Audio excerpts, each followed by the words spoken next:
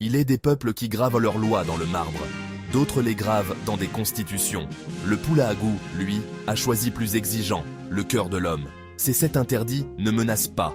Ils élèvent, ils ne punissent pas, ils redressent. À l'heure où nos nations vacillent sous le poids de leurs propres excès, ces principes anciens résonnent comme des fondations que nous aurions tort d'oublier. Premier interdit, la lâcheté. Non pas seulement celle du champ de bataille, mais celle du silence complice. Le courage moral, dire non quand tout le monde dit oui, défendre le faible quand le fort écrase. Une société ne meurt pas d'abord de ses ennemis, elle meurt de la peur de ses témoins.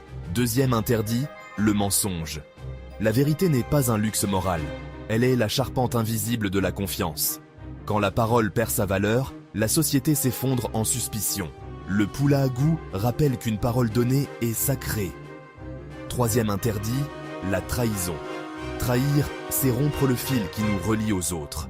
Une nation ne tient pas par ses textes, mais par la loyauté de ses membres. Quatrième interdit, l'impudeur.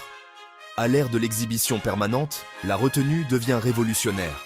La dignité aime le silence autant que la lumière. Cinquième interdit, la colère incontrôlée. La véritable force n'est pas dans l'explosion. Elle est dans la maîtrise. Gouverner ses passions, c'est déjà gouverner sa vie. Sixième interdit, l'avarice excessive. La richesse qui ne circule pas se transforme en prison. L'honneur se mesure à la capacité de donner. La générosité construit des ponts là où l'égoïsme dresse des murs. Enfin, l'interdiction de l'injustice. Pilier central. Car une nation peut survivre à bien des défauts, mais pas à l'injustice systémique. La droiture vaut plus que la puissance. Ces 7 interdits ne sont pas l'héritage d'une ethnie. Ils sont une pédagogie universelle de la dignité. Avant d'être citoyens, nous sommes des consciences. Avant d'être acteurs politiques, nous sommes des êtres moraux. Peut-être que le redressement national ne viendra pas d'un programme supplémentaire, mais d'un retour à ses fondations invisibles. Car une nation se relève quand ses fils et ses filles choisissent l'honneur plutôt que l'intérêt, la vérité plutôt que la facilité, la maîtrise plutôt que l'emportement.